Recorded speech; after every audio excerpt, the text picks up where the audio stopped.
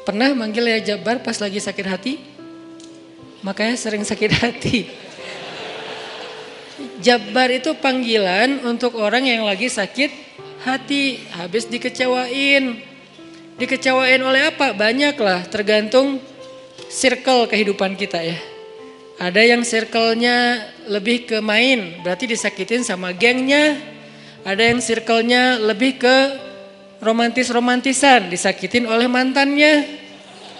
Ada yang circle hidupnya seputar masalah kerja, disakitin oleh vendornya, oleh partnernya, oleh teman bisnisnya. Soal circle family life kita disakiti oleh keluarga, anak, orang tua, pasangan, dan seterusnya gitu kan.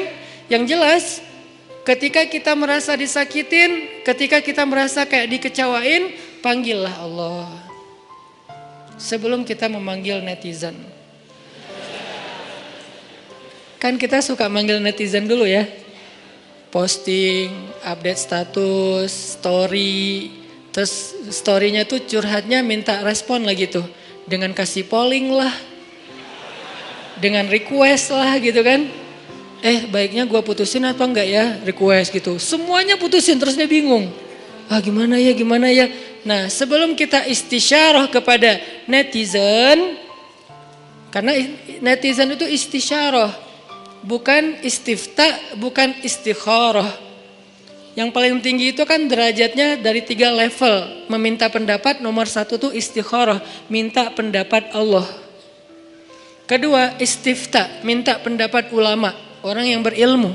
Ketiga, istisyarah, minta pendapat orang yang lebih bijak dan berpengalaman.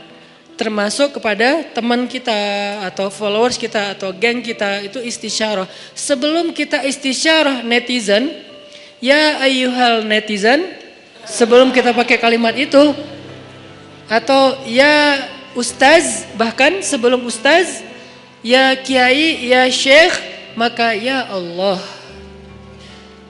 Panggil Allah Subhanahu wa ta'ala.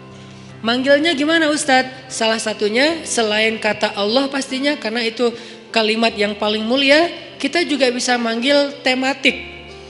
Ya Jabbar. Ya Jabbar itu bisa 2. Sebetulnya 3 maknanya Jabbar, tapi yang lebih common tuh 2. 1, dipanggil untuk masalah-masalah yang sifatnya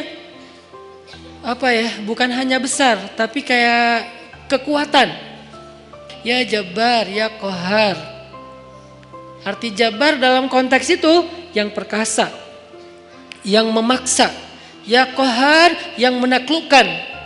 Sehingga dipakailah kalimat Jabbar, Qahar, Aziz, kan kata-kata yang nama-nama yang perkasa gitu, untuk doa-doa yang sifatnya biasanya dipakainya dalam kondisi terzolimi. Ini doa-doa orang yang terzolimi. Kayaknya nggak perlu dihafal juga sih. Bukan gak perlu dihafal, gak perlu dipakai. Kenapa? Berharap kita tidak mendoakan orang yang zolim. Kecuali yang dizolimi dalam urusan agama. Kalau dizolimi urusan pribadi sih, mending jangan mendoakan orang yang menzolimi. Kenapa? Rugi. Mending doain diri sendiri. Ketika kita punya kesempatan doa kita diijabah, jangan kasih doa itu untuk orang lain. Rugi, walaupun bentuknya mendoakan atas keburukan, tetap rugi. Mending kita pakai buat doain diri kita sendiri. Ya Allah, saya lagi dizolimin, mudah-mudahan. Nah gitu kan, berarti kan kita dapat kebaikan. Ya Jabbar, itu panggilan orang yang sedang sakit hati. Jadi 1 artinya untuk orang yang lagi dizolimi, 1 lagi untuk orang yang lagi hatinya kayak sedih, kayak disakitin. Gak sebesar zolim sih, cuman ya lumayan lah, bikin gak bisa tidur, bikin tumbuh jerawat gara-gara itu gitu kan ya, karena stres. Jadi intinya adalah panggil Allah kalau kita lagi sakit hati dan dikecewain.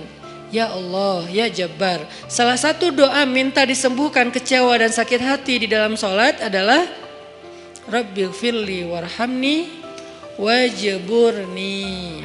Kalimat wajburni. Selama ini kita baca enggak? Kan? Tahu artinya? Hampir. Apa arti wajburni? Bukan paksa aku dong Allah, enggak. Padahal arti Jabbar juga yang memaksa kepada kehendaknya.